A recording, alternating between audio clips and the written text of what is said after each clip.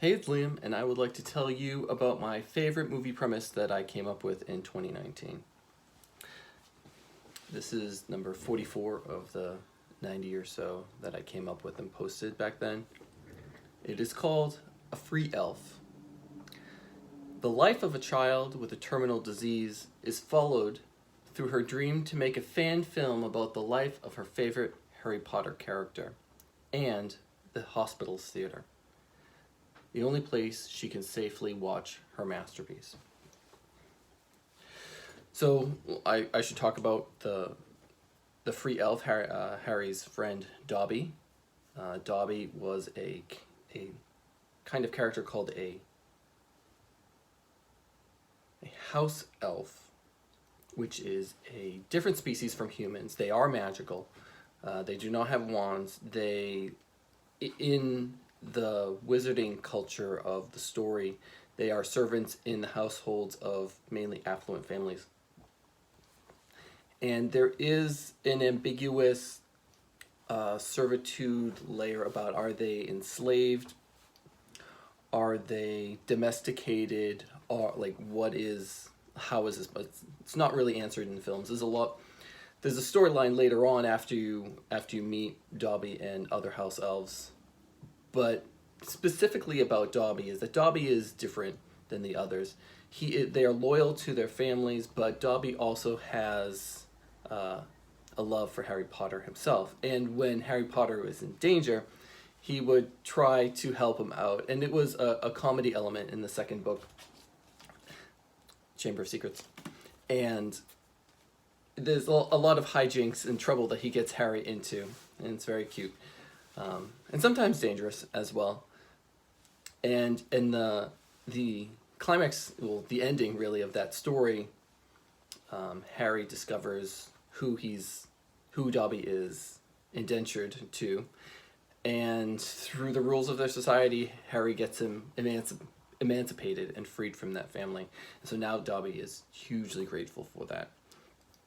So Dobby goes to work for the school itself, and which is unusual for an elf to work, and he stands off by himself. Dobby is his own man now. He is a free elf. And he pops in and out of the story through the series to remind the reader that he's still there and what he's been up to. But he really comes to a true heroic status in the final book, where Harry and his friends are captured and imprisoned in the household that Dobby was once a servant for. And Dobby is sent to save them, and he is successful in doing so, but at the cost of his own life. And it is a truly gut-wrenching moment for the reader. And to talk about between the books and the films, well, when I read The Chamber of Secrets, I didn't think that Dobby's voice was going to be as annoying as it was in the film, and I watched it in the film, and I didn't really have a lot of love for the character in The Chamber of Secrets. And and then through the series, and at the end, you see truly how much Dobby cares about Harry Potter has really no bounds, and he really threw himself into danger. And when he dies in the book, let's just say it's a much more moving moment in the film, where he talks about how he is with Harry Potter, and their friends, and that was very moving. So that is who Dobby is. And so in terms of this film premise about this fictional character, it's ostensibly about a child with a terminal disease. She's trapped in a hospital. It's the only place that she can survive. I don't decide what disease that is, because it wouldn't really matter. I'd have to do research, and then I'd get it wrong.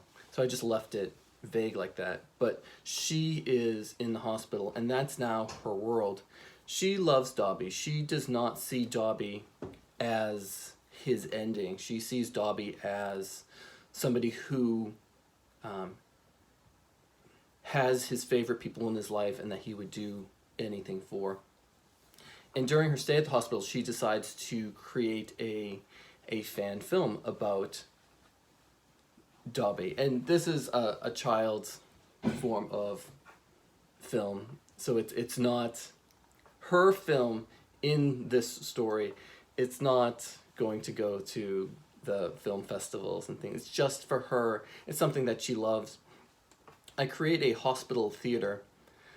Whether children's hospitals would have something like that, or whether they would have a media room.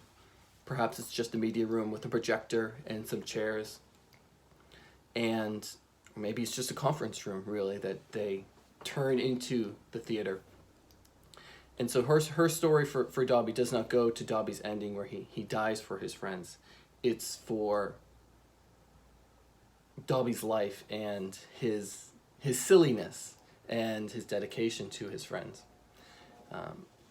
Of course, like Dobby, that you create parallels in stories like this. And of course, she has a terminal disease and she's never going to leave the hospital.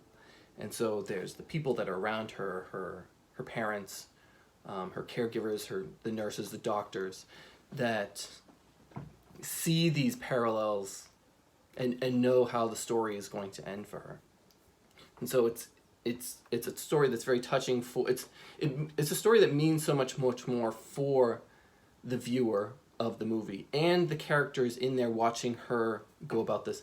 Of course, the story has to get to a point where she completes this film and she gets to see it, and she's very unwell, and then she does pass away.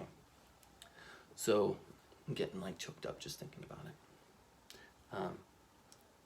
Because the tragedy of a child dying, I mean, that is the tragedy at the end of the Harry Potter series, that there are children dying. And then the moment that you see that even Dobby, the most innocent hero basically in the story, is also not safe, and he too perishes. In the films, they use that as like a halfway point between films 7 and 8, whereas in the novels, it's much more than halfway through. And really, the climax of the book, of the 7th book, becomes the entirety, really, of the 8th film.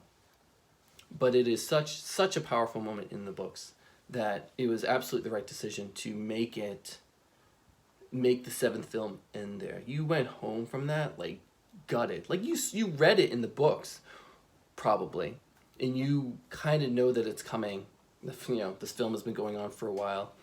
How's it going to end? And it just, even if you know it's coming, it's just to see, just gets it right there. So it's the Free Elf, a premise about cinemas that I created in 2019. So thank you for watching.